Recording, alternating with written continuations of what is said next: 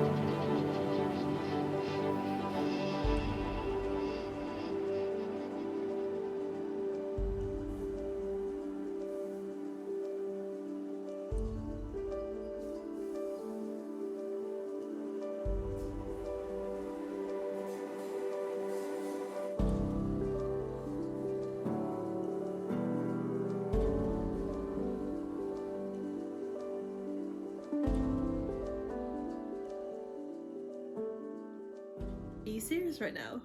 I am so comfortable. So I just finished My Sister the Serial Killer and my gosh, it was a quick read.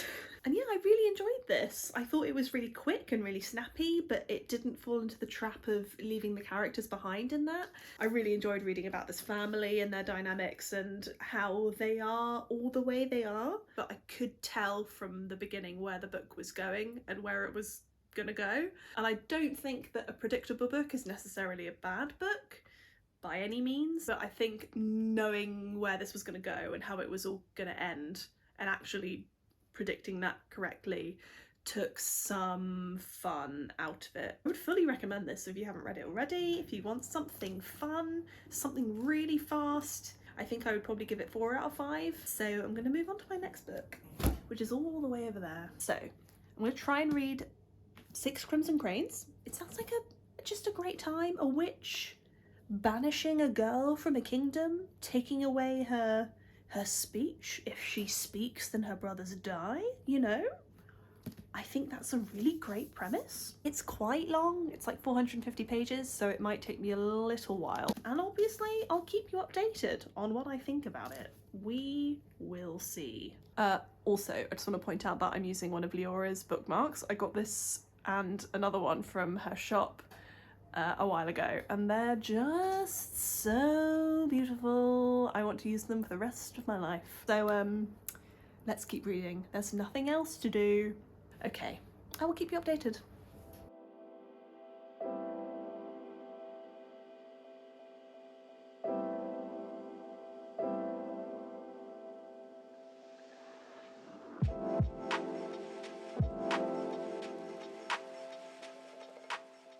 So I'm officially calling it a night on chapter 11 on page 112.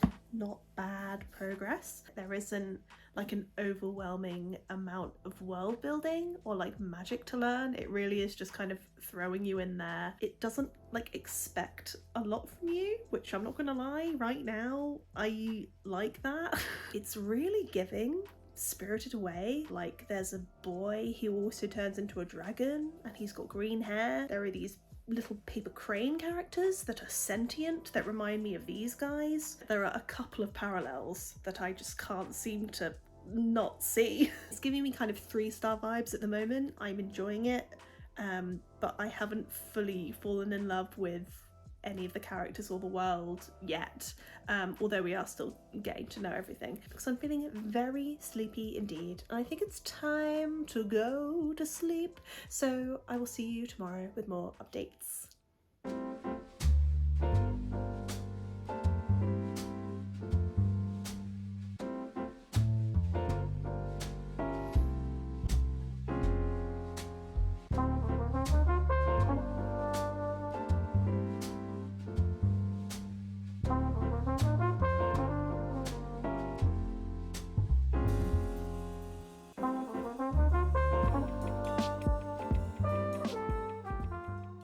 Morning everyone, it's a new day. I got the worst night's sleep last night thanks to my upstairs neighbour.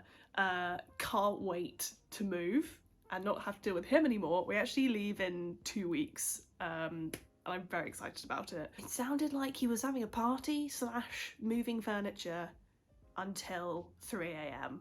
and because of that I feel terrible today. So that's a shame, but today is a new day, everything's fine. So I just want to show you a really tiny bonus book haul, because obviously when I found out I had COVID I was like, I'm fully deserving of a treat, so I bought myself 2 books.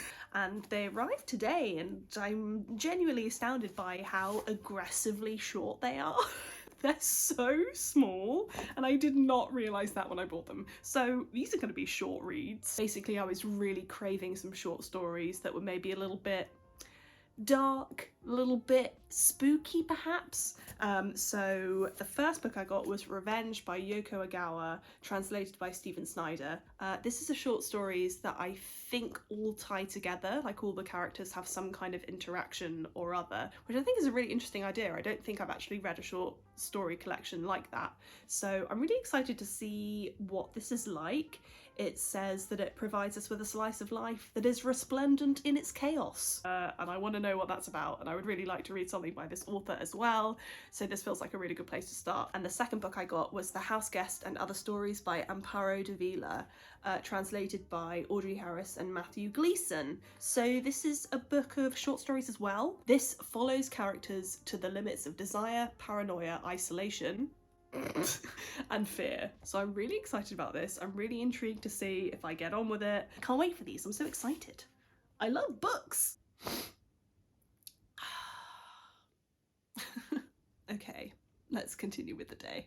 So, it's much later. I'm on page 289 of this now. There is still like very minimal world building. Like, I don't really know anything about this world until it's relevant to the story, and then the author kind of will drop that in. For a non-fantasy reader like me, it means that it's all very easy to keep up with and there isn't much to remember.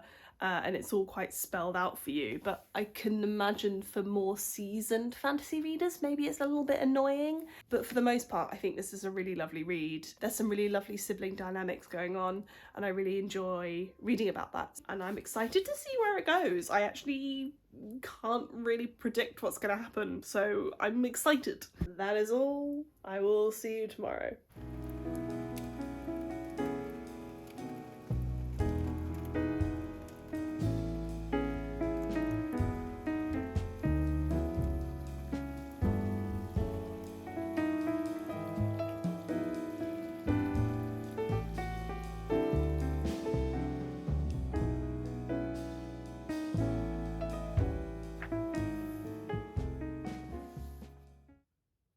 Everyone, welcome to day 7001 of isolating and not speaking to another human being. Yesterday was a total write-off. I felt terrible all day and I spent most of it in bed, but I did finish Six Crimson Cranes by Elizabeth Lim, so I really enjoyed this. I'm going to give it 3 stars, but I do have some thoughts. I'm pretty sure she's hinting at a love triangle, which I don't know if that's completely necessary. I did struggle with the romance a little bit. I didn't find it completely believable. There was a slight element of insta-love happening. Like, obviously our main character cannot speak. She has a bowl on her head, so her ability to interact with people is impacted, let's say. So one of the love interests essentially just monologues at her, and she's just like sitting there with a bowl on her head like and he's just like, oh, I just can't stop thinking about you, you're so iconic. So I struggled with that pairing a little bit. Not completely on board, didn't completely believe it. That always takes me out of the story a bit. There's just a bit of my brain that's like, really though? That being said, I really like our dragon boy. I like him. He's cool. I also had a bit of trouble with the writing sometimes. I found some of the conflict, some of the action really difficult to follow. There were just a lot of points I was like, I have no idea what's going on, and I would have to reread it and I was still like, no, I don't understand what's happening.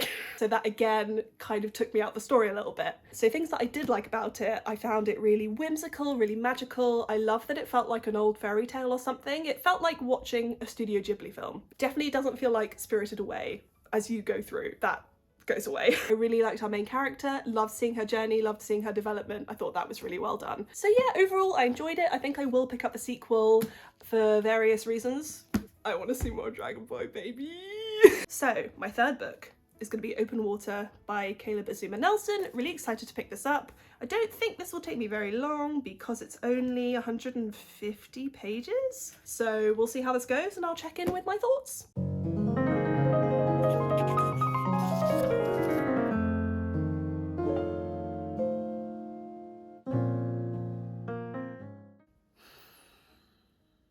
How did he pack so much into 140 pages? How did he do it?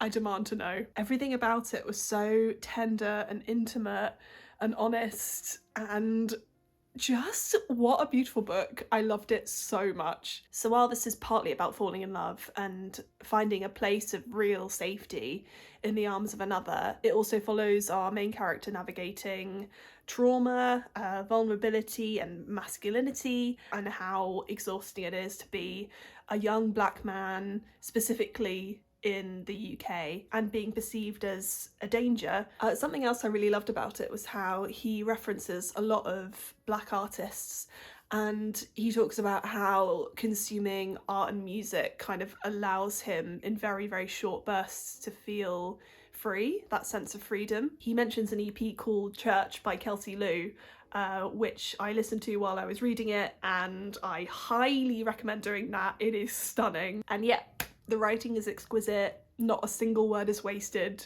just a beautiful book. Highly recommend. I will probably pick up everything this author writes now because he's mind-blowing.